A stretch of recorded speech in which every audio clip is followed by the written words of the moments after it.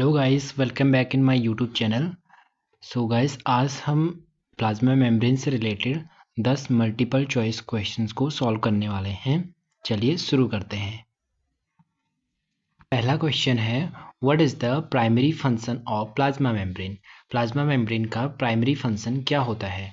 Option A है to produce energy for the cell, option B है to regulate the movement of substances in and out of the cell, option C है to store genetic information, option D है to synthesize proteins. इन चारों options में से सही options को pick करना है।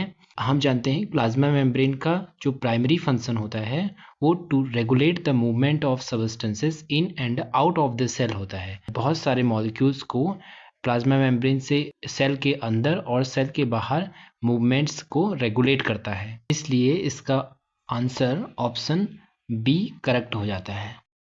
दूसरा क्वेश्चन है, विच component of the plasma membrane is primarily responsible for fluidity.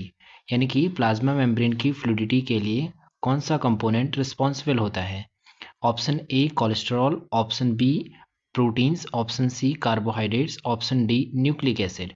Nucleic acid भी नहीं होता है, कार्बोहाइड्रेट भी नहीं होता है, प्रोटीन्स भी नहीं होता है, और कोलेस्टेरॉल जो है प्लाज्मा मेम्ब्रेन की फ्लूइडिटी के लिए रिस्पॉन्सिबल होता है, इसलिए पहला ऑप्शन करेक्ट हो जाता है। अब है क्वेश्चन नंबर तीसरा। तो ऑप्शन ए है lock and key model, option B है fluid mosaic model, option C है induced fit model, option D है double helix model.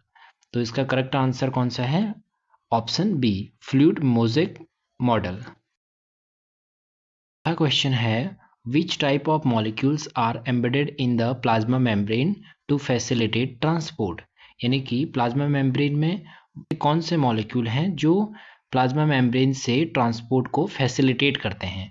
Option A है डीएनए मॉलिक्यूल, ऑप्शन बी है लिपिड मॉलिक्यूल्स, ऑप्शन सी है proteins, option D है carbohydrates. चारों में से करेक्ट ऑप्शन कौन सा है। पांचवा क्वेश्चन है, which process involve the movement of water across a selectively permeable membrane.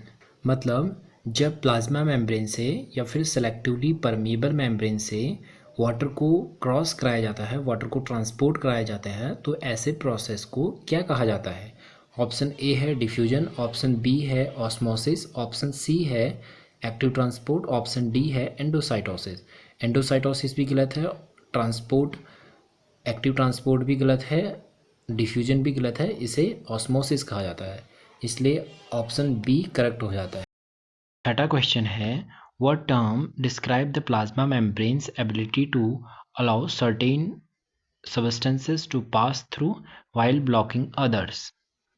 मतलब ये कि प्लाज्मा मेम्ब्रेन बहुत सारे सब्सटेंसेस को पास होने देता है खुद से और बहुत सारे मॉलिक्यूल्स को रोकता है। प्लाज्मा मेम्ब्रेन की इस एबिलिटी को क्या कहा जाता है, ये पूछा जा रहा है इस क्वेश्चन में। चार ऑप्शन हैं। ऑप्शन ए है परमिएबिलिटी, ऑप्शन बी है इम्परमिएबिलिटी, ऑप्शन सी है सेलेक्टिव परमिएबिलिटी, ऑप्शन डी है यूनिवर्सल परमिएबिलिटी। यानी कि ये क्वेश्चन ये पूछना चाह रहा है कि प्लाज्मा मेम्ब्रेन का नेचर कैसा होता है, और हम जानते हैं प्लाज्मा मेम्ब्रेन सेलेक्टिवली परमिएबल होता है, ना कि इम्परमिएबल, ना कि परमिएबिलिटी, ना कि यूनिवर्सल परमिएबल, इसलिए ऑप्शन सी करेक्ट ऑप्शन हो जाता है। क्वेश्चन सातवां है, which is the role of glycoproteins in the plasma membrane. Plasma membrane में ग्लाइकोप्रोटीन्स का रोल क्या होता है। ऑप्शन ए है to provide structural support, option B है to facilitate cell cell recognition, option C है to synthesize lipids, option D है to produce ATP.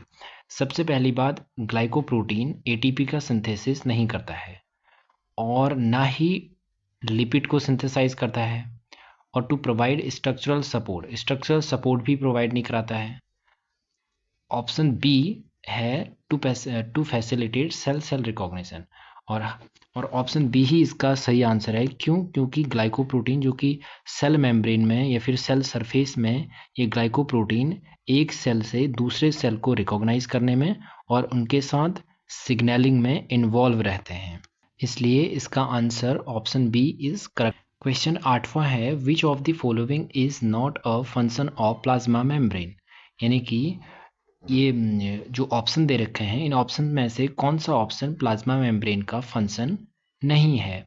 Option A है transport of molecules, option B है cell recognition, option C है catalysing chemical reactions, option D है storing genetic information. अगर देखा जाए तो ट्रांसपोर्ट ऑफ मॉलिक्यूल यानी कि प्लाज्मा मेम्ब्रेन मॉलिक्यूल्स को ट्रांसपोर्ट करता है, ये ऑप्शन सही है। सेल को रिकॉग्निशन में प्लाज्मा मेम्ब्रेन का रोल रहता है, ये भी सही है। Catalysing chemical reaction, plasma membrane के द्वारा बहुत सारे केमिकल रिएक्शन को कैटालाइज किया जाता है, ये भी सही है। लेकिन ये कह रहा है, ऑप्शन डी कह रहा है storing genetic information. Plasma membrane तो जेनेटिक इन्फॉर्मेशन को स्टोर नहीं करता है, इसलिए ऑप्शन डी गलत है। और इस क्वेश्चन के अनुसार ऑप्शन डी ही सही आंसर होता है, क्योंकि यहाँ पर पूछा गया है कि प्लाज्मा मेम्ब्रेन का कौन सा फंक्शन नहीं है। नवा क्वेश्चन है, what is the primary lipid found in plasma membrane? यानी कि प्लाज्मा मेम्ब्रेन में जो मेन लिपिड मॉलिक्यूल्स होते हैं वो कौन से होते हैं? ऑप्शन ए है ट्राइग्लिसराइड्स, ऑप्शन बी है फॉस्फोलिपिड्स, ऑप्शन सी है स्टेरॉइड्स, ऑप्शन डी है वैक्सेस। इन चारों में से वैक्स भी नहीं होता है, स्टेरॉइड्स भी नहीं होते हैं, ट्राइग्लिसराइड्स भी नहीं होते हैं, और सबसे ज़्यादा यानी कि जो प्राइमरी जो लिपिड मॉलिक्यूल है वो फॉस्फोलिपिड्स होते हैं, इसलिए इसका करेक्ट ऑप्शन बी होता है। और लास्ट क्वेश्चन, 10वां क्वेश्चन है, which of the following statements about plasma membrane is false? Plasma membrane के बारे में इन चारों में से कौन सा ऑप्शन या फिर कौन सा स्टेटमेंट गलत है? स्टेटमेंट ए है, it is composed mainly of lipid and proteins. Option B है, it is selective permeable. Option C है, it provides rigidity and shape to the cell. It contain option D है, it contains cholesterol to maintain fluidity. अगर देखा जाए तो option A, it is composed mainly of lipid and proteins, ये बिल्कुल सही है। It is selectively permeable, plasma membrane selectively permeable होता है, ये भी सही है।